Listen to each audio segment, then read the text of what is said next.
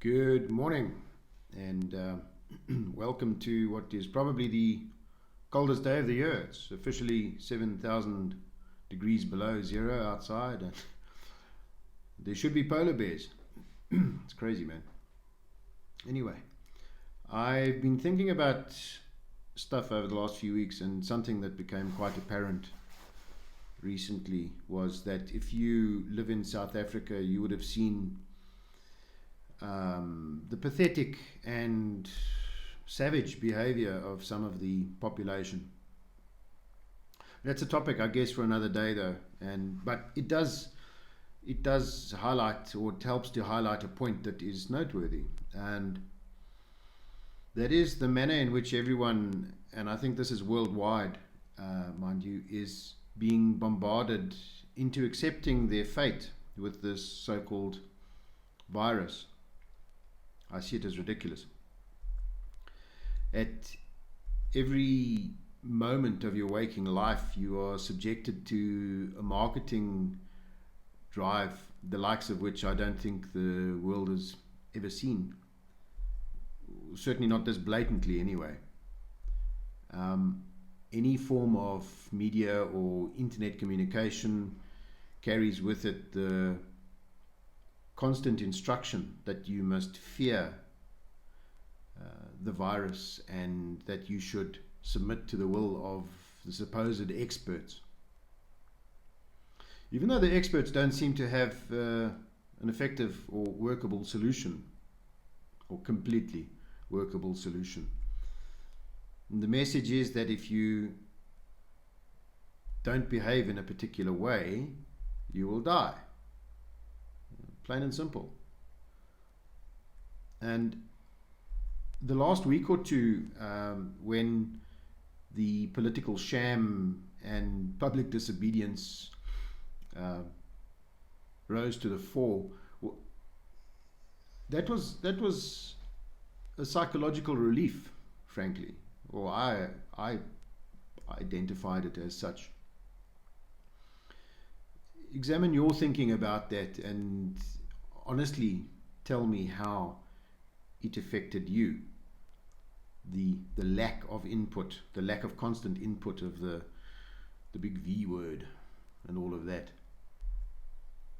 The change of topic from the virus and the negative death speak, and to the chaos and the looting and the arson and other displays of savagery, provided, I think, a noticeable respite for, or from, the usual programming. If you think about it, it's ridiculous. It shouldn't be that way, but I think that's the effect it had. And if you noticed, in the slightest way, you should be selective. You should be more selective about what you allow into your mind. You should be more critical of what you expose yourself to. You should seek out more positivity and thought-provoking input, I think. I've got a theory about the apparent death toll with this so-called virus, and how it's linked to the state of mind of those that contract it. And I think there's enough evidence to suggest that the effect is real. I think so. Yes, there's a physical component to it. No one denies that. No one's trying to say, well, I'm not trying to say there's no problem. That's not what I'm trying to say. But the mental aspect is enormous. It's huge. And I think people are being literally pre-programmed or reprogrammed to expire. You probably all have people close to you that have succumbed to the illness, and you may have survived it yourself.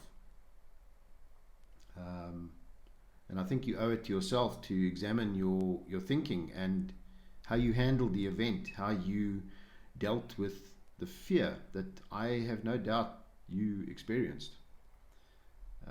That feeling of helplessness, helplessness is a beautiful catalyst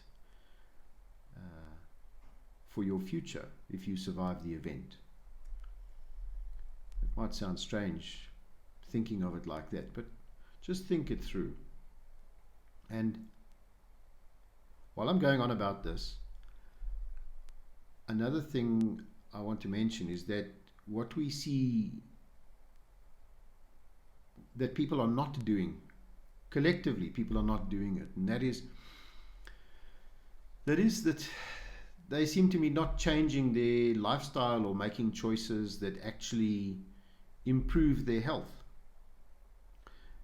Everyone is so focused on the quick fix, and that's understandable, because this is a thing that people have been programmed to. It's a manner in which people have been programmed to behave.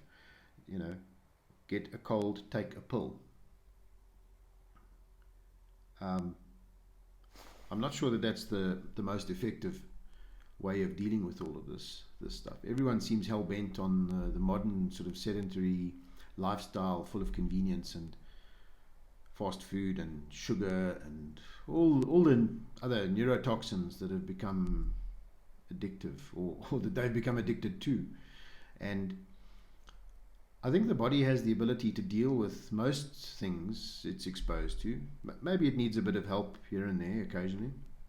But in general, I think if you put the right fuel in the vehicle, it'll operate as it was designed. And so that's another thing to think about. What fuel are you putting in your body? And that includes your mind. Maybe it's worth looking in the mirror a bit and seeing if you are even a little bit like the image that you have, like the mental image that you have of yourself. Yeah, just some stuff to think about over the weekend, perhaps. So yeah, have a great weekend. Embrace the cold weather, and remember that if you can still feel the cold, it means you're alive.